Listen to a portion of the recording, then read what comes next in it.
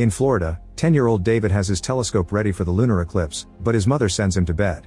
When the eclipse finally happens, something mysterious goes on in the sky, making the ocean dolphins go crazy. Suddenly, a beam of light appears, and the dolphins swim around in excitement.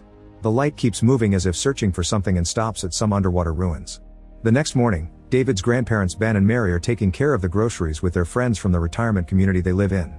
It's clear all these people are extremely close friends and make their days brighter by keeping each other company, although their age also means there are often deaths in the group. Ben has a little secret that he keeps from his wife. Together with Joe and Art, he's been sneaking out of the retirement home and crossing an old gate to break into an empty vacation house that has a lovely swimming pool. They spend a lot of time swimming and just enjoying some peace and quiet. Meanwhile, boat tour guide Jack gets some grumpy customers that only pay him half his fee for the trip. This isn't enough to pay for his space at the harbor, so he may lose it soon. At that moment, a group of peculiar tourists shows up and says they want to rent Jack's boat for a whole month. Jack immediately says yes, and the group begins inspecting the boat very closely to make sure it's what they need. They already have a map they want to follow, so they only need Jack to sail the boat and not worry about the tour. In the afternoon, David comes to visit his grandparents and Ben decides to show him the swimming pool. However, when they're about to reach the house, they notice Jack's new clients renting the vacation house for the whole month. They claim to be cousins on a family vacation and they don't care if the house is in a bad state. Their priority is a working swimming pool, although they don't want a pool man coming over. Ben's group has no choice but to go back. Later, Ben goes to renew his driving license, but he fails the eye exam, so now he can't drive anymore. While putting the car away, David admits that he likes spending time with Ben and the other elderly more than people his age. When the cousins finally get on the boat, they show Jack an underwater configuration map that is heat sensitive. Jack has heard of these maps before and manages to follow this one correctly to find the spot the group wants to visit. The cousins put on their own scuba gear and dive in. On the ocean floor, they use the advanced tools they've brought to retrieve some huge cocoons from the old ruins while the dolphins watch them closely. The cocoons are taken to the boat and the cousins put them in protective bags while Jack is amazed by the dolphins getting so close to people.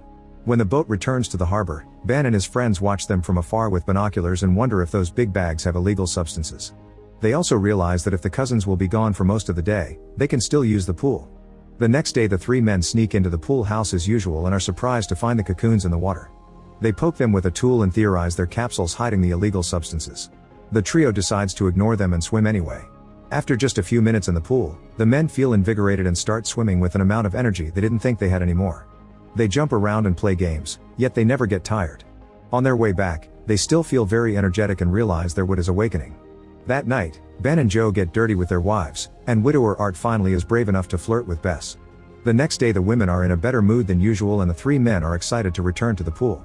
The cousins are still diving to look for more cocoons, and while Jack waits, he pokes at their strange machine only to get shocked. His poking triggers an alarm that thankfully ends soon and a dolphin laughs at Jack's shenanigans. When Jack isn't looking, the machine glows and gets the dolphin's attention. That night, Jack tries to take a look inside the bags with the new rescues, but Kitty catches him red-handed and stops him. To satisfy his curiosity, she tells him they're rescuing giant sea snails to take them to a museum because they're very rare. While moving some equipment, Jack accidentally hurts his foot and panics. Kitty quickly gives him a foot massage to help him deal with the pain, and Jack uses the chance to flirt with her. However, Kitty turns him down, saying she isn't like the women he's used to. After she goes to her room, Jack decides to spy on her and watches her take off her clothes. Suddenly there's a bright light and Jack is shocked to see Kitty taking off her human disguise, revealing she's actually an alien. At that moment, Kitty notices him and Jack panics, trying to run away. Kitty and the others immediately surround him, so he keeps them away with his welder. Next, Jack tries to start the boat to no avail. When Kitty gets closer to calm him down, he notices her skin falling and Walter fixes it before revealing he's wearing fake skin too. Jack panics again and jumps into the water, where he's startled by the laughing dolphin. The group helps him get back on the boat and promises they won't hurt him. In fact, they'll still pay for the service. These people aren't cousins, they're aliens known as Antarians. Thousands of years ago, they set up an outpost on Earth that became Atlantis, the legendary continent that sunk to the ocean floor. This tragedy forced them to go home, but they left a few members of their species sleeping in those cocoons, so they've returned to rescue them. Jack understands that the aliens have no ill intentions and agrees to keep helping them. Meanwhile, Joe goes to the doctor and is surprised to hear his cancer is gone. To celebrate, the three friends take their ladies to a party and they spend the whole night dancing. The next day, the trio invites Bernie to come to the pool with them, but when Bernie sees the cocoons, he refuses to get in the water. At that moment, the aliens come back to the house, so the men have to run to hide in the closet. They watch how more cocoons are dropped in the pool and how Walter removes fake skin from his hand to activate the glow, which causes the cocoons to get bright as well. The rest of the group also takes off their costumes and one of them flies across the room to open the closet, finding the old men. Panicking, Ben and his friends immediately run back to the retirement home and ask the employees to call the police, but they don't believe the story. Joe's wife Alma yells at them until they call the authorities, but when a cop arrives at the vacation house, Walter blames it all on the senile minds of old people and promises he won't press charges as long as the men don't break in again. For the next few days, the men feel sad and bored because they've lost the pool. To make matters worse, Joe's cancer returns. Ben visits Walter and explains the situation, swearing that they only want to swim and won't touch the cocoons. Touched by Ben's determination to save his friend, Walter gives them permission to use the pool. That afternoon the men invite their wives to come to the pool too. However, Bernie refuses to go anywhere near the aliens and doesn't let his wife go there. The rest of the group has lots of fun in the water and soon they're regaining their energy. When the aliens come back from diving, they casually say hi as if they were old friends. The water heals Ben's sight and he renews his driving license. Now the group can go out at night and visit various modern bars all over town, where Joe surprises them with his dance moves. They play games on the beach, join more of the retirement home's activities, and have fun even when they're shopping. Mary can climb trees with David and the aliens even agree to play cards with them. Sometimes the other elderly residents ask them about their newfound youth, but the group always keeps the secret. In the meantime, Jack and Kitty spend a lot of time together and one night they go swimming with the dolphins.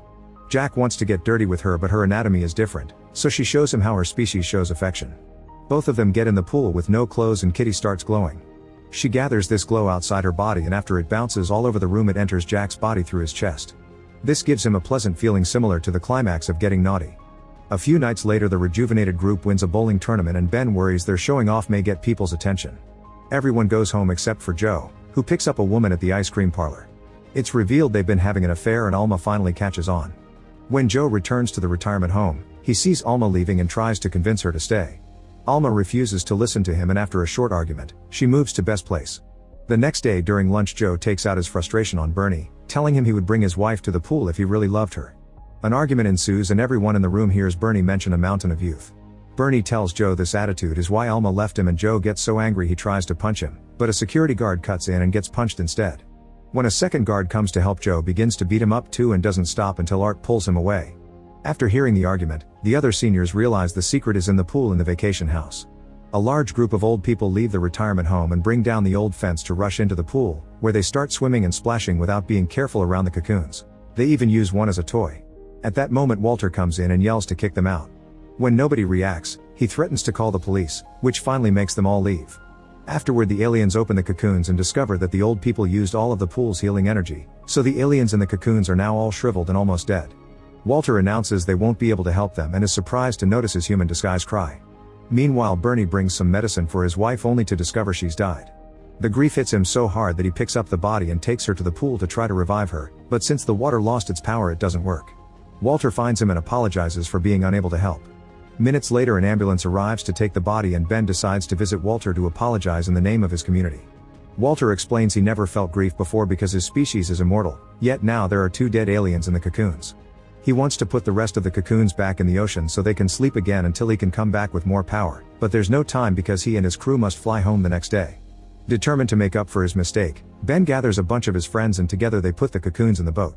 Jack takes them to the right spot and the seniors are given diving equipment so they can help take the cocoons back to the Atlantis ruins too. The cocoons are well hidden while the dolphins swim around them. Once the whole process is done, Walter points out that since he couldn't rescue his friends, there's extra room in the spaceship. If the old humans want, they can leave Earth and start a new eternal life on the alien planet. The seniors agree but first they have to prepare a few things. Ben tells David he and Mary are leaving and David won't be able to visit them ever again. When David asks why and Ben mentions outer space, the boy doesn't believe him. Mary hugs her daughter Susan and David one last time as a final goodbye, but she doesn't cry until they're far enough.